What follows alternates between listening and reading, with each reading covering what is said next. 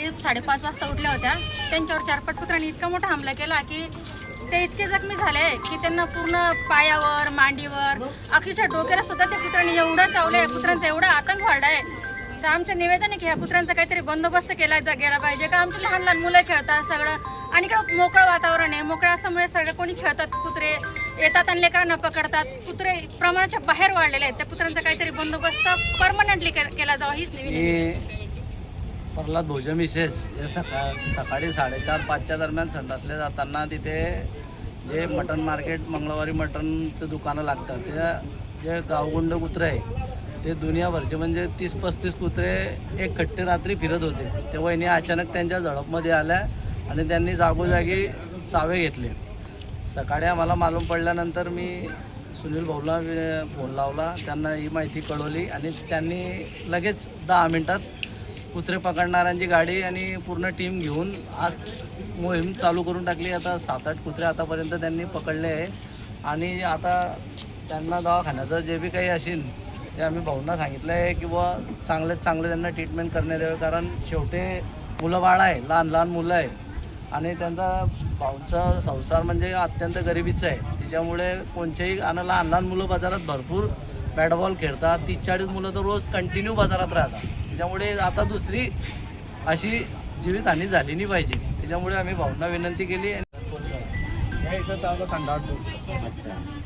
काय नाव आहे? प्रल्हाद अशोक भोईर. किती वाजता घटना घडली आहे? 5:30. रामपेठमध्ये विजयताई प्रल्हाद भोई यांच्यावर जो कुत्र्याचा हल्ला झाला त्या हल्ल्यामध्ये ताईंचं अत्यंत मोठ्या पद्धतीने शारीरिक नुकसान झालेलं आहे. त्याचा चाव मोठमोठ्या पद्धतीमध्ये झाला आहे. म्हणजे पूर्वी असं म्हटलं जात होतं की वाघाचा हल्ला झाल्यानंतर लोक भयभीत होते, परंतु आता वरणगावमध्ये असं झालं आहे कालपासनं की कुत्रे जे आहे ते मोठ्या पद्धतीमध्ये याच्यामध्ये वरणगावमध्ये आणून सोडत आहे. भुसावळवाल्यांचे कुत्रे सुद्धा वरणगावात आणले जात आहेत. त्यानंतर सावदा बोदोळवालीचे सुद्धा कुत्रे हे इथे जातात. मी या सर्व नगरपालिकेच्या अधिकाऱ्यांना किंवा नगराध्यक्षांना विनंती करतोय की तुम्ही असं करू नका. तुमच्या गावातले कुत्रे पकडल्यानंतर त्याला जंगलात सोडा. ते जंगलात तिच्यात किंवा त्याची याच्यावर त्याची प्रक्रिया करा शासनाच्या नियमानुसार, परंतु तुम्ही असं करू नका तिकडे सोडून. आणि असे कुत्रे सोडले की मला आता दुपारी गणेश भाऊ माजी नगरसेवक गणेश भाऊ धनगर यांचा फोन आला, श्रद्धाताईंचा 2 वेळेस फोन आला. कालही बोलल्या की आमच्या रामपेठ भागामध्ये कुत्र्याचा चाव मोठ्या पद्धतीने महिलांना होतोय, पुरुषांना होतोय, लहान मुलांना होतोय. त्याकरता तातडीनं आपण नगरपालिकेच्या माध्यमातून आता हे कुत्रे पकडले, त्याचं योग्य ते आपण जे गोडाऊन केलं आहे त्याच्यामध्ये त्याच्यावर प्रक्रिया होईल आणि ह्या कायमस्वरूपी या उपाययोजना ज्या आहे त्या माध्यमातून वरणगावमध्ये अशा प्रकारचं काम हे कुत्र्यापासून चाव या नागरिकांना होणार नाही त्याकरता भयमुक्त अशा स्वरूपाचं वातावरण आम्ही नगरपालिकेच्या माध्यमातून याच्यामध्ये तयार करतोय. आता सकाळपासून टीम फिरते आहे. अजून पूर्ण आता 2-4 दिवस पूर्ण कुत्र्यांवर जे आहे प्रक्रियेच्या माध्यमातून याच्यामध्ये केली जाईल. असं म्हणजे एक भयभीत वातावरण झालं आहे. गावामध्ये सुद्धा मोठ्या पद्धतीत चाव होत आहे. हे कुत्रे चावा का घेत आहे की हे बाहेरगावचे त्यांना हे लोक ओळखता नाही आहे.